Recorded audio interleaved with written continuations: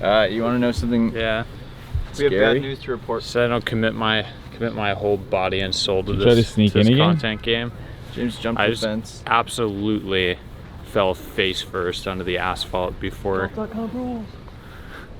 But just another fan. That's classic. A lot of them. A lot of them here. James just stepped on a piece of paper on the way over and just took a tumble. I don't even know how it happened. It's crazy. I blacked out and then I was on the floor. Josh was pulling me We up. lost him. I feel like it was not great either. That there I'd was just a like to van, say- it was right where there was a driveway, and it was right in front of a van. The driver had a little. He felt bad for you.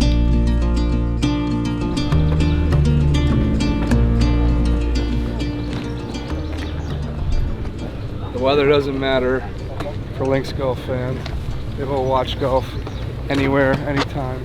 The real test will be tomorrow when it dumps water on top of their faces all day long. But today's going to be a little bit of everything. A little wind, a little sun, a little rain. It's kind of a proper Lynx day.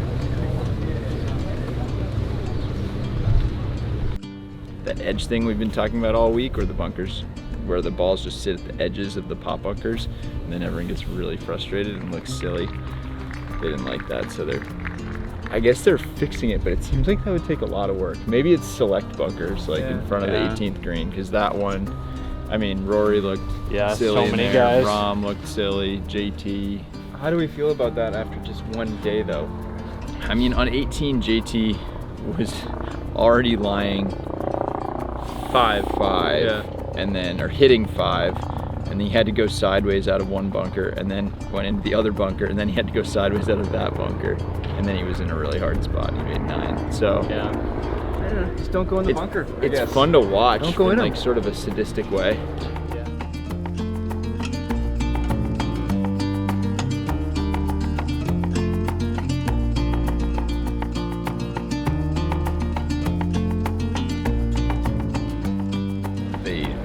Make the course easier this morning. Brian Harman just birdied 4 holes in a row. He's the solo leader by 3 shots. 10 seconds ago. They may have lost the golf course. They might have lost it. No. You said they have lost the golf course. Well, I was just being facetious to you, and now I'm just being a little bit less facetious to the camera.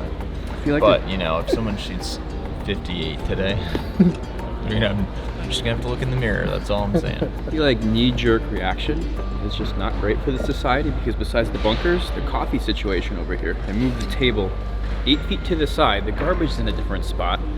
I'm focused on what I've been doing the last few days. It's like muscle memory. I can't find my proper coffee in the morning. Josh, that is a real shame. It's a real shame. It was a disaster out there this morning at the coffee bar. I mean, just an absolute disaster. It's not just And me. I'm just wondering, I'm wondering if they've lost the media center at this point. You come in the morning, it's a real shame. This is a true proper media center to host a major championship. But you come in the morning and see things like this, really makes you wonder, James is also still concussed from his fall this morning.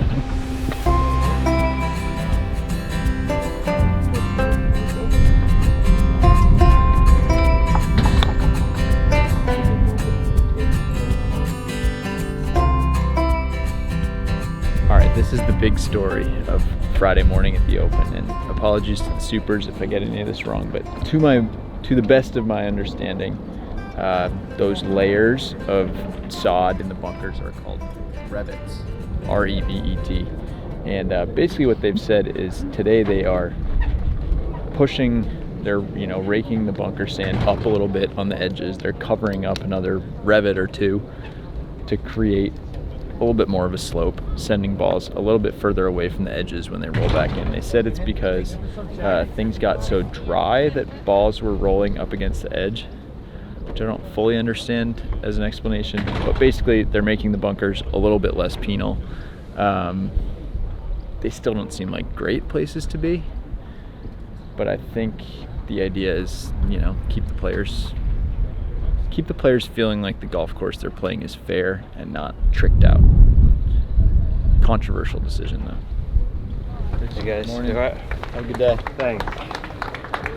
I think the biggest problem is there was one Matt had on 11 yesterday, where he was up against the face, but the face was like the height of the fence. But the problem is some of the bunkers are twice the height of that fence. That's where probably the issue occurs, is that you can't always have it flat. I get almost more than anybody else, like pot bunkers are hazards, and I actually enjoy playing courses like this because they're hazards and because you've got to be more strategic and think more off the tee. But yeah, it's difficult because I got two just shockers really, and I don't know if that's an anomaly or I don't know if that's is something that's a regular occurrence. But yeah, you've just got to try and take the hit. But obviously I wasn't best pleased 16, 18 to say the least.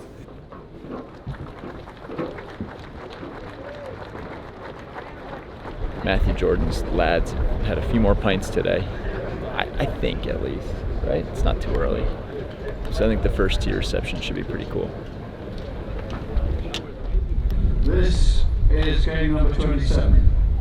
On the tee, from England, Matthew Jordan.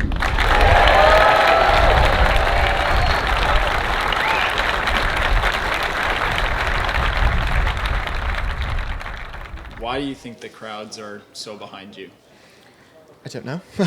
I don't know. I mean, obviously, my mates are here, and I think if they sense you doing well, you kind of lift each other a bit. Like, they'll cheer a bit louder for hole or putt, and then for the next hole, and I'll hear that, so that'll spur me on more. So I think that's, it comes hand in hand a bit.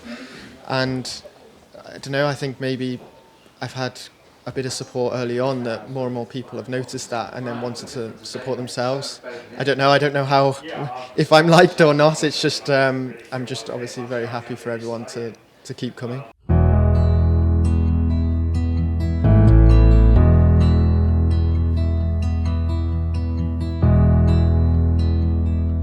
We're going to the flash area right now, and we're going to talk to U.S. Ryder Cup captain Zach Johnson.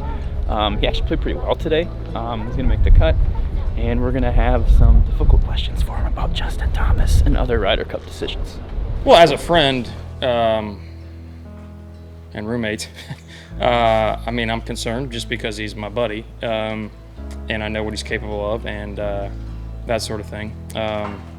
With the Ryder I Cup do know. Well, yeah. I mean, obviously he's a stalwart in that event, right? I don't know his record off the top of my head, but I know it's pretty good. As a European, I can assure you it's very good. It's very good, yeah. And again, those kind of moments like that, he's one of the best there is. So, bottom line is, this game's really hard. There's going to be peaks. There's going to be some valleys. Let's hope whatever sort of non-peak he's in, it's short. I know he's got a great team. I love his coaches. I love how he manages. He works. He's a worker. So guys with talent like that work and aren't afraid to put their work in the dirt, if you will, not to be cliche, typically find it. It's just a matter of when, not if. And he's too darn good. So I mean I might be slightly concerned, like I said, as a friend, but I'm not worried about him because I know what he does and I know what he's capable of. My hope is that JT and all those guys. I mean, you go down the list. I want all those guys in good form. I want them to make my decision really difficult. Are you concerned about the Ryder Cup? Your place in the team? Or? Concerned? Yeah, obviously. I mean, I want to make the Ryder Cup more than anything, and I'm probably honestly trying too hard to do it. I mean, it reminds me a lot of my first or second year on tour. I mean, I've tried so hard to make that team for the first time, and I'm in a very similar position, and I've been trying to make it easy on Zach and get in the top 6, but I seem to not want to do that with my golf. But have a couple events left to try to get in the playoffs and make a little bit of a run and try to prove a point.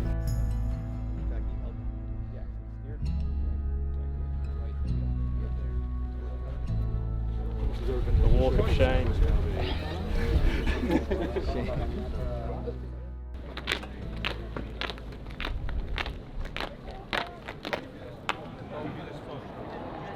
I don't think I have to do anything differently. I'm hitting the ball well from tee to green.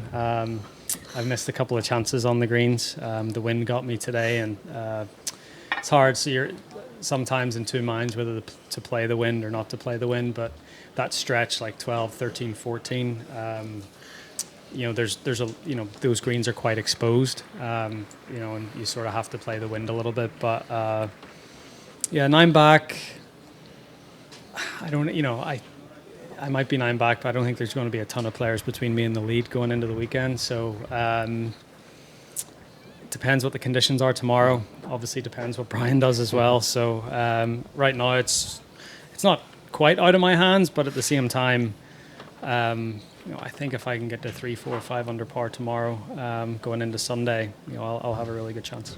I hit a 4-iron into the fifth hole today, and it pitched on top of the bunker and came back in, and I thought it was going to be like, I didn't know at that point that they'd made that little gradual rise up into the face, and when I got up there I was pleasantly surprised that I had a shot. So I wouldn't say there's one person in the field that wouldn't welcome that change. Brian. Just not trying to get too caught up in it, and just it's just golf. I think when I held the 54 hole lead at the U.S. Open, I just probably thought about it too much. Just didn't focus on getting sleep and eating right, and so that'll be my focus this weekend. Let's go. Oh my God. Saturday and Sunday is wind and rain, so it's all good. I think tomorrow the next day. Interesting. Wind, rain, and all wearing the wet gear and the heavy stuff. Yeah, we need some wind and rain to make this that's more what, fun, right? That's what the Open's all about. Yeah, I agree. Wind, rain, washout. Well, maybe not too much rain. Just enough. Yeah, but just enough that they have to put wet gear on. Yeah. So they have to wear a few layers, and then you'll see. I agree. Who's going to step up to the plate then? I think Obviously, right now there's like the world where Brian Harman just continues to do his thing. He's up 6 right now. And then there's a world where he comes back to the field, which I think is kind of what we're expecting. Some leaderboard gravity where, you can't keep that level up forever. A few holes left. I'm going to go watch Tommy play the back 9 and then do some hopefully pretty quick typing. Are you surprised to see one player so far clear the field through course conditions? I would say if you ask me one tournament where somebody could be, there's probably 2 tournaments. I wouldn't be surprised if somebody's 5+ clear in 2 rounds. It's the Open and the U.S. Open. Why is it? Just because of the carnage that, you just out here, they've put pins in very difficult locations that if you don't have discipline, you can get in really tough spots within 20 feet of the hole. But if you're the other side 20 feet, you're looking at making birdie, and that's what he's done so well.